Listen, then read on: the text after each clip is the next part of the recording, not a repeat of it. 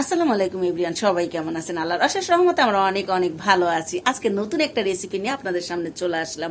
আজকের রেসিপি হচ্ছে chicken lollipop. এটা ছোট বড় সবারই অনেক পছন্দের খাবার, বিশেষ করে আমার বাচ্চারা তো অনেক পছন্দ করে আমার হাতে চিকেন ললিপপ।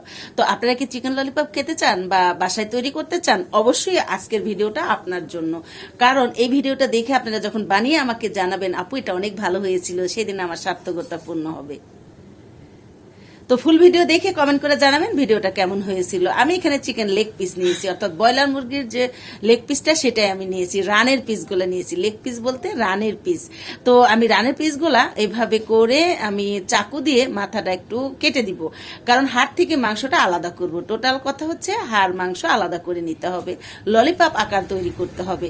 তো ললিপপ আকার তৈরি করার জন্য আমি এখানে এভাবে চাপ দিয়ে চাকু দিয়ে চাপ দিয়ে দিয়ে এভাবে আমি মাংস থেকে হাড়টা ছাড়িয়ে নিব, অর্থাৎ একদম ছাড়াবো না, জাস্ট এভাবে উল্টিয়ে এই তো একটু চাপ দিলে এটা বাস ললিপপের মতো হয়ে গেল। তো এইভাবে করে আমি সবগুলা হাড়ে আমি কেটে নিব, তারপরে এটা আমি বাকি প্রসেসটা দেখাবো। তো এটা কিন্তু আমি ভালো করে ধুয়ে পরিষ্কার করে পানি ঝরিয়ে নিয়েছি, এটা অবশ্যই আপনারা খেয়াল রাখবেন। আর আপনারা চাইলে ঘরে এইভাবে কেটে না নিতে পারলে দোকান থেকেও কেটে আনতে পারবেন। সেই ক্ষেত্রে হয়তোবা আপনাদের কাছে কেমন লাগবে জানি না, আমার কাছে ভালো লাগবে না, কারণ ওরা ময়লা হাত দিয়ে এটা কেটে দিবে, সেই জন্য আমার কাছে ভালো লাগবে না। আমি যেমন বাইরে থেকে এনে ভালো করে ধুয়ে তারপরে আমি কেটে নিলাম, সবগুলো কিন্তু কাটা হয়ে গেছে। এভাবে করে আপনারা কেটে নেবেন, দেখতে কিন্তু এখনই চিকেন ললিপপের মতো আকার ধারণ হয়ে গেল অলরেডি। আর এখনই ভালো লাগতেছে, বাকিটা যখন ফাইনাল হবে তখন কতটা সুন্দর হবে, তাই না? অপেক্ষায় থাকুন, ফুল ভিডিও দেখুন, কমেন্ট করে জানাবেন। আর অবশ্যই কমেন্টের মাধ্যমে জানাবেন আমার এই রেসিপিটা দেখতে কেমন হয়েছিল, পারফেক্ট হয়েছে কিনা, সব ঠিকঠাক আছে কিনা, অবশ্যই কিন্তু জানাবেন। আর আমি মশলা রেডি করে নিচ্ছি। এখানে নিয়েছি হচ্ছে আদা রসুন বাটা নিয়েছি, মরিচের গুঁড়া নিয়েছি, হলুদের গুঁড়া, ধনে গুঁড়া নিয়েছি, আর এখানে গরম মশলার গুঁড়া, আমি মুরগির মাংসের যে গরম মশলা গুঁড়া সেটা নিয়ে নিলাম। আর এখানে আমি লবণ দিব হচ্ছে গোলমরিচের গুঁড়া। গোলমরিচের গুঁড়াটা আপনার ঝালকে কি পরিমাণ খাবেন সেই পরিমাণে দিবেন। আর আমি কিন্তু একটু তুলনামূলক মশলাটা কম দিয়েছি, তাই না? কারণ এই চিকেন ললিপপের মধ্যে অতিরিক্ত মশলা দেওয়ার কোনো দরকার নেই, জাস্ট মশলা দিয়ে ম্যারিনেট করে রেখে এটা ভেজে নিলে কিন্তু হয়ে যাবে। আমি তেঁতুলের সস দিয়েছি, আর হচ্ছে টমেটো সস, আর আমি বারবিকিউ সস একটু দিয়েছি। আপনারা একটু বারবিকিউ সস দেওয়ার চেষ্টা করবেন, তাহলে টেস্টটা আরো ভালো আসবে। আমি কিন্তু বেশিরভাগ টাইমে বারবিকিউ সস একটু দিই, এটা আমার কাছে ভালো লাগে। তো সবকিছু দিয়ে আমি মেখে নিলাম। এখানে আমি একটু সরিষার তেল দিয়েছিলাম, ভিডিওটা কোনো কারণে স্কিপ হয়ে গেছে। আর আমি লেবু দিয়ে দিলাম, লেবুটা আগেই দেওয়া উচিত ছিল, আমার খেয়াল ছিল না, তো এখনো দিয়ে দিলাম। দিয়ে ভালো করে মশলাটা মেখে নিব। অবশ্যই লেবু দেওয়ার চেষ্টা করবেন, এতে কিন্তু লেবুর সুন্দর একটা স্মেল বের হবে। তো সবকিছু দিয়ে মশলাটা রেডি করে নিলাম, এবার মাংসগুলা দিয়ে দিচ্ছি, দিয়ে ভালো করে মেখে নিব। মাংসগুলা আর মশলা যেন একদম একাকার হয়ে যায়, মেখে মেখে নিতে হবে। আমি হাত দিয়ে দিই, এটা একটু ঘষে ঘষে মশলাটা মেখে নিব, যেন পুরা মাংসর ভিতরে মশলাটা ঢুকে। আর এভাবে কেটে দিলে অলরেডি কিন্তু হাড় আর মাংস আলাদা হয়, তো এভাবে যদি মশলা দিয়ে মেখে নেওয়া যায় সেটা খেতে অনেক ভালো লাগে। আর অতিরিক্ত মশলা দিলে মশলা মশলা হবে, সেক্ষেত্রে কিন্তু ভালো লাগবে না।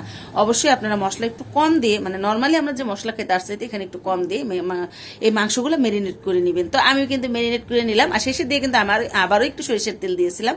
আপনারা অবশ্য খেয়াল করেছেন কিনা, কারণ আমার কাছে মনে হলো তেল আর একটু দেওয়া দরকার।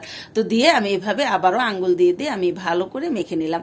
আর এখনই কিন্তু দেখতে লোভনীয় লাগছে, তাই না? আমি 1-1.5 ঘন্টা ম্যারিনেট করতে রেখে দিব, তারপরে ভেজে নিব।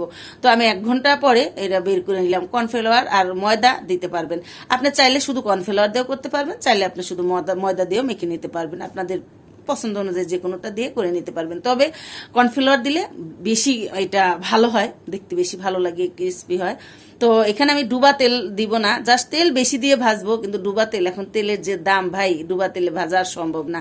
তো অর্ধেক তেল দিয়েছি, যেন এই লেগ পিসগুলো অর্ধেক তেলের মধ্যে ডুবে থাকে, যেখানে মাংসটা বেশি ওটা কিন্তু আমি তেলে দিয়ে ভালো করে ভেজে নিচ্ছি। এখানে অবশ্যই ভালো করে ভাজতে হবে, যেন ভিতরে কাঁচা না থাকে, কারণ পরের বার যে কোটিং করবো জাস্ট ওটা কিন্তু মেখে নেওয়া বলে, ওটাতে কিন্তু সিদ্ধ হবে না। তো এই জন্য এখন কিন্তু চুলার হিটটা কম রেখে আস্তে আস্তে করে ফুলফিল ভাবে লাল লাল করে ভেজে নিতে হবে। এখানে আমি প্রায় 10-12 মিনিটের মতো আমি ভেজে নিয়েছি, মানে 10-12 মিনিট আমি মাংসগুলা ফুলফিল ভেজে নিয়েছি। ভিতরে কিন্তু একটু কাঁচা নাই, আপনারা অবশ্যই এটা লক্ষ্য রাখবেন। ভিতরে কাঁচা থাকলে সেটা কিন্তু স্বাস্থ্যকর হবে না। আর একদম ভালো করে ভেজে উঠিয়ে নিতে হবে। আমি 2-3 ব্যাচে ভেজে নিয়েছি। আর একটা সস রেডি করে নিচ্ছি, যেটা দিয়ে আমি কোটিং করবো। এখানে তেঁতুলের সস দিয়েছি, আর হচ্ছে বারবিকিউ সস দিয়েছি, দিলাম হচ্ছে টমেটো সস, দিয়ে আমি একটু মেখে নিব এইভাবে করে। আর আস্তে আস্তে মেখে নিতে হবে। এখানে আমি পানি দিচ্ছি, কারণ সসটা কিন্তু বেশ ঘন ছিল, সেই কারণে। সরিষার তেল দিয়েছি 3 টেবিল চামচের মতো। তারপরে আমি একটা বড় সাইজের রসুন একটু কেটে ছোট ছোট করে দিয়েছি। একটু লাল হয়ে গেছে, এবার যে সসটা রেডি করে নিয়েছি এটা দিয়ে দিচ্ছি। এখানে কিন্তু আমি একটু রেড ফুড কালার মিশিয়ে নিয়েছিলাম, অবশ্যই এটা আপনাদের দেখানো হয় নাই, হয়তো অফ ক্যামেরাতে দেওয়া হয়েছে। তো আপনারা অবশ্যই একটু কালার যদি দেখতে চান, বেশি সুন্দর দেখতে চান, তাহলে একটু রেড ফুড কালার মিশাবেন, আর না হলে আপনারা নর্মালি করে নিতে পারবেন। কালারের জন্য কিন্তু টেস্টের হেরফের হয় না। এখানে আমি কাঁচামরিচ দিয়েছি, আপনারা অবশ্য লক্ষ্য করেছেন, আমি 3-4টা কাঁচামরিচ ছোট করে দিয়েছি। এতে যেমন দেখতে ভালো লাগবে, খেতেও ঝাল ঝাল লাগবে। এবার আমি মাংস সবগুলাই দিয়ে দিলাম, দিয়ে আমি কিছু টাইম নাড়াচাড়া করে নিব। তো আমি শুরুতেই বলেছিলাম মাংস ভালো করে ভেজে নিতে হবে, কারণ এখানে কিন্তু কোনো সিদ্ধ হওয়ার স্কোপ নেই, কারণ প্রথমে ভালো করে ভেজে নিয়েছি। তো এটা একটু ওইভাবে নাড়াচাড়া করে নিলাম, নিয়ে আমি এখানে হচ্ছে ধনে পাতা দিয়ে দিব। ধনে পাতা দিলে দেখতে ভালো লাগবে। আর এখন কেমন লাগতেছে বলুন তো? অনেক সুন্দর লাগছে না? আমি যখন এডিট করতেছিলাম তখন আমার খেতে ইচ্ছা করতেছিল, যদিও কিছু করার না, এটা অনেকদিন আগের ভিডিও ছিল, আমি এখন এডিট করে ছাড়ছি। ধনে পাতা দেওয়ার কারণে লাল সবুজ, তাই না? আমার কাছে এখনই অনেক অনেক ভালো লাগতেছে, তখন তো ভালো লেগেছেই। তো আমার রেসিপিটা কেমন লাগলো অবশ্যই কমেন্ট বক্সে জানাবেন। ভালো লাগলে তো আলহামদুলিল্লাহ, ভালো না লাগলে কমেন্ট বক্সে জানাবেন আপনাদের মতামত। আর আমি এখানে কিন্তু সুন্দর করে একটু পেঁচিয়ে নিয়েছি, যেন এটা দেখতে ভালো লাগে, রেস্টুরেন্টের মতো লাগে। ভিডিওটা তো দেখালাম, আর আপনাদের তো কেমন লাগবে অবশ্যই জানাবেন। আমি বিদায় নিচ্ছি, আল্লাহ হাফেজ, সবাই ভালো থাকবে।